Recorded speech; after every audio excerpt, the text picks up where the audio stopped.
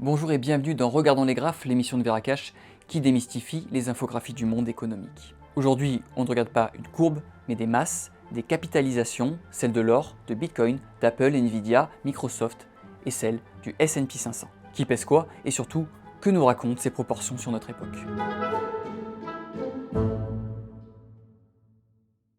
Avec une quantité d'environ 216 000 tonnes extraites à travers l'histoire, l'or physique a une valeur estimée à environ 25 500 milliards de dollars. On ne vous apprend rien, l'or constitue depuis des millénaires une valeur refuge et un actif de diversification pour les investisseurs et les banques centrales. Sa rareté, sa durabilité et sa reconnaissance universelle en font un pilier des marchés financiers mondiaux, souvent perçu comme une protection contre l'inflation et l'instabilité économique. D'après le World Gold Council, les banques centrales possèdent plus de 37 500 tonnes, soit 17% de l'or mondial.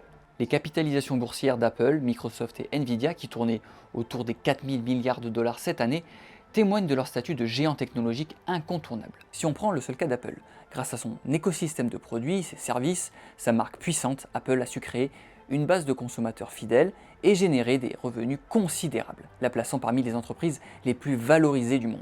Oscillant autour des 3 000 milliards de dollars, la capitalisation de Bitcoin met en lumière l'émergence et l'impact croissant des crypto-monnaies dans le paysage financier. En tant que premier et plus grande crypto-monnaie décentralisée, le Bitcoin est souvent considéré comme de l'or numérique par ses partisans, offrant une alternative aux monnaies traditionnelles et un potentiel de perturbation des systèmes financiers existants. Mais sa volatilité est cependant un facteur clé. Sur cette fin d'année 2025, la reine des cryptos a perdu 30% par rapport à son record d'octobre et a fait perdre près de 180 milliards de dollars à l'ensemble du marché crypto. Enfin, l'indice phare des actions américaines, le S&P 500, cumule une capitalisation boursière d'environ 57 000 milliards de dollars. Cet indice, qui regroupe les 500 plus grandes entreprises cotées en bourse aux États-Unis, est un baromètre essentiel de la santé économique américaine et par ruissellement mondial.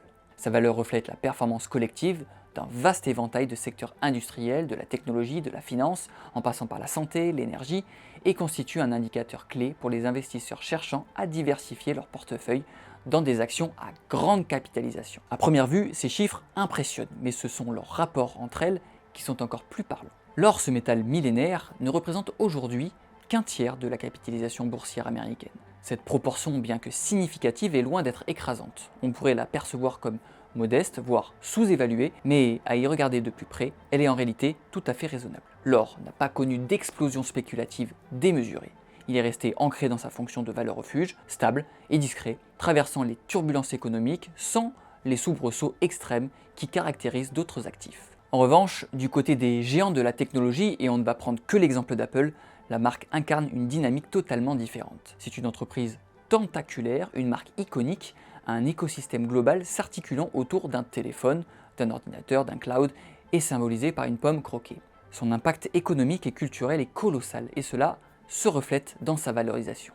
À elle seule, Apple représente aujourd'hui environ 1/8, 13%, de la capitalisation mondiale de l'or. Cette comparaison reste saisissante. Une seule entreprise née de l'innovation et de la consommation de masse a su concentrer une telle valeur en quelques décennies. Alors oui, elle ne rivalise pas aussi directement avec l'or, mais cela souligne encore la vitesse fulgurante à laquelle les géants technologiques peuvent accumuler de la richesse, face à un métal précieux qui, lui, a mis des millénaires à s'imposer comme une réserve de valeur. Le Bitcoin, quant à lui, est souvent présenté comme l'or 2.0, le digne successeur numérique de la valeur refuge ancestrale. Cette analogie, si elle capte l'attention et nourrit l'engouement, doit être nuancée. Sa valorisation atteint presque 10% de celle de l'or. Ce n'est plus un satellite infime du métal précieux, il est devenu un acteur non négligeable, une valeur montante, mais toujours loin de la domination de l'or. Sa croissance fulgurante est à la fois son atout et sa faiblesse, le rendant attractif mais aussi sujet à des corrections brutales. Et puis il y a le S&P 500. Il ne s'agit plus d'une entreprise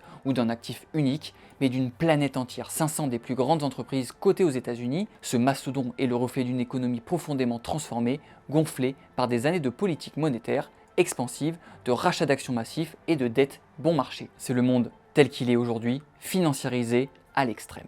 La valeur des entreprises ne repose plus seulement sur leurs bénéfices réels ou leurs produits, mais aussi sur des mécanismes financiers complexes et une liquidité abondante. Cette financiarisation a créé une richesse sans précédent, mais elle a aussi engendré des bulles potentielles et des interdépendances qui rendent l'ensemble du système plus vulnérable au choc. L'or, les géants de la tech, le Bitcoin et le S&P 500 dessinent ainsi un panorama complexe de la valeur où l'ancien et le nouveau, le tangible et le numérique, le stable et le volatile coexistent et s'influencent mutuellement dans un marché globalisé. Ce graphique ne nous dit pas seulement qui est gros, il nous montre où est la confiance, où va l'argent. Il nous dit que l'or n'est pas mort, il est là, solide, tangible comme une assurance vie depuis des millénaires. Il nous dit que les 7 magnifiques de la tech s'inscrivent comme la religion moderne du capitalisme. Il nous dit que le Bitcoin cherche encore sa place, actif refuge ou actif spéculatif. C'est encore selon le climat. Et il nous dit que les marchés actions, surtout américains, sont devenus le cœur battant d'un monde liquide, connecté, volatile, parfois irrationnel. Ce graphe ne mesure pas seulement des capitalisations, il mesure des croyances, celles dans la technologie, dans le progrès, dans les banques centrales, ou à l'inverse, celles dans la rareté, dans la sécurité, dans le tangible. L'or semble petit sur ce graphe, mais il a une force que les autres n'ont pas. Il ne promet rien, il est. Si ce genre de perspective vous aide à mieux comprendre les marchés, abonnez-vous à cette chaîne, likez cette vidéo et surtout, restons curieux. A très vite dans Regardons les graphes.